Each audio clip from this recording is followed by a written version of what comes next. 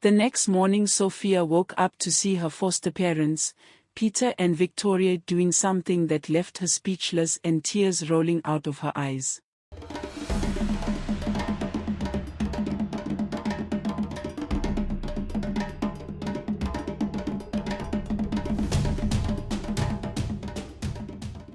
The next morning she finally awoke. The morning sun was already streaming through her window. She rubbed her eyes and slowly got out of bed, the effect of hunger making her weak. As she made her way to the living room, she heard the distinct snipping sound of scissors and the cruel laughter of Peter and Victoria. Her heart sank as she cautiously approached the source of the noise. In the middle of the room, Peter and Victoria were busy cutting her clothes into shreds. They laughed loudly as they destroyed each piece, turning her belongings into worthless scraps of fabric. "What are you doing?" Sophia asked, her voice trembling with a mix of fear and confusion. Victoria looked up with a smirk. "Oh, look who's awake. Just in time to see the show." Peter held up a piece of her once favorite dress.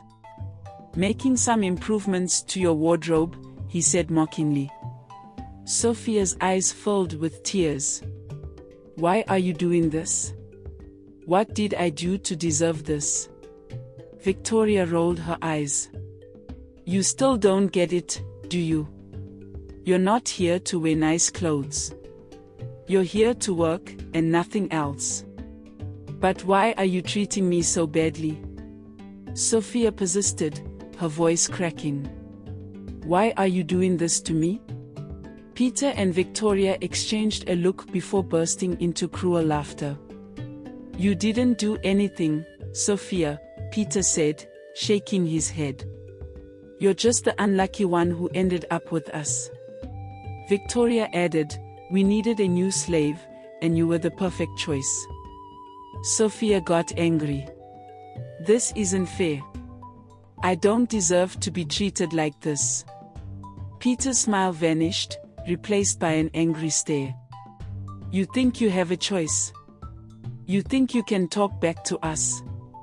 Victoria stepped forward, her face twisted with fury. "You're nothing but a slave, Sophia. You do what we say, when we say it. Understand?" Sophia felt a surge of defiance. "No, I don't understand. Why did you even adopt me if you were just going to treat me like this?" Their laughter grew louder, more mocking. "Oh, poor little Sophia," Victoria taunted. "You think we care about you? You're here to do all the work, nothing more." Before Sophia could react, Peter grabbed her arm and pushed her to the floor. "Enough questions," he snapped. "You need to learn your place." Victoria joined in, and together they began to beat Sophia, their blows landing with brutal force. She cried out in pain, trying to shield herself, but they were relentless. "Stop. Please, stop." Sophia begged, tears streaming down her face. Peter sneered. "This is just the beginning. You'll learn to control your mouth, or you'll suffer." Then Victoria quickly went inside and grabbed a razor blade to hold her legs in place. "I want to teach her a lesson." Peter did as Victoria said as she began to use the razor blade to cut the sole of her feet, laughing as they watched her blood flow out. Victoria added, "Consider this your first lesson." Finally, they stepped back, leaving Sophia crumpled on the floor, her body aching and her legs seriously bruised. As they walked away, laughing and talking as if nothing had happened, Sophia lay there, her body completely broken. Sophia's feet were suffering excruciating pain from the cuts inflicted by Peter and Victoria. Each step felt like walking on shards of glass, but she had no choice but to endure it. The couple showed no compassion, forcing her to complete all the household chores regardless of her injuries. "Get up and clean this mess," Peter shouted one morning, glaring at Sonia as she struggled to rise. I'm trying, Sonia whispered, her voice trembling as she attempted to stand. Trying isn't good enough. Victoria snapped, kicking a dirty dish towards her. You better get this place spotless before we return. Despite her agony, Sophia set to work, scrubbing floors, washing dishes, and doing laundry. Every movement was torture, but stopping was not an option. Her feet left a leg pattern of blood on the floor as she worked, a testament to her suffering. Days stretched into weeks, and the couple's cruelty only intensified. They deliberately starved her, leaving Sophia to survive on their discarded scraps. She often found herself picking at their chewed bones just to stave off the relentless hunger. Is this all I get? Sophia asked one evening, her voice barely a whisper as she looked at the meager scraps on the table. Victoria sneered.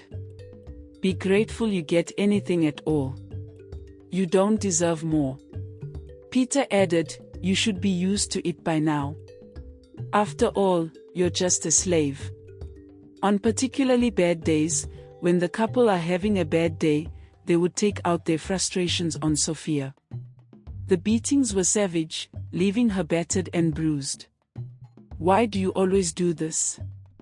Sophia cried one day, tears streaming down her face after a particularly brutal beating. Peter's face twisted with rage. Because you're worthless. You think you can question us? Victoria chimed in, you're here to serve us, not to ask questions. Remember that. The assaults continued until Sophia collapsed on the floor one day, after an intensified beating. Sophia opened her eyes slowly and saw herself in her bed, her body aching from the previous night's intensified beating. Every muscle protested as she tried to sit up, her feet throbbing with pain from the cuts. She could hear the murmur of voices downstairs, indicating the presence of a visitor. Gathering her strength, she forced herself to get up and head downstairs to attend to her chores. As she limped into the living room, she saw Peter and Victoria entertaining a middle-aged woman. The visitor noticed Sophia immediately. Oh my goodness, what happened to your leg, dear? The woman asked, her voice filled with concern. Sophia hesitated, glancing at Peter and Victoria. They were both glaring at her with stern, warning looks. She knew the consequences of speaking the truth. I fell down the stairs, Sophia stammered, lowering her eyes. The visitor frowned, clearly not convinced. Are you sure? Those look like deep cuts. How did you manage to fall like that? Peter quickly interjected, his tone overly cheerful. Sophia can be quite clumsy sometimes. We've told her to be more careful. Victoria added with a forced smile, yes, we were so worried when it happened. But she's healing well, aren't you, Sophia? Sophia nodded slowly, her heart pounding. Yes, ma'am. The visitor's eyes still fixed on Sophia, a mix of doubt and pity evident on her face. If you need anything, dear, don't hesitate to ask. Thank you, Sophia whispered, forcing a small smile. After the visitor left, Peter and Victoria turned their anger on Sophia. Why did you hesitate? Peter hissed.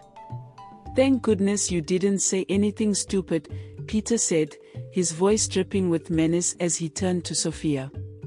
But if you ever even think about telling the truth, you'll wish you were never born. Victoria stepped closer, her eyes cold. Remember, you say nothing to anyone. If you even think about telling the truth, you'll regret it. Sophia nodded, fear tightening her chest. I understand. The couple stormed off, leaving Sophia alone with her thoughts. The encounter with the visitor gave her a sliver of hope. She realized there were people out there who could help her if she could just find the courage and opportunity to reach out. I have to find a way, she murmured to herself. There has to be a way out of this. Sophia sank onto a chair, her mind racing.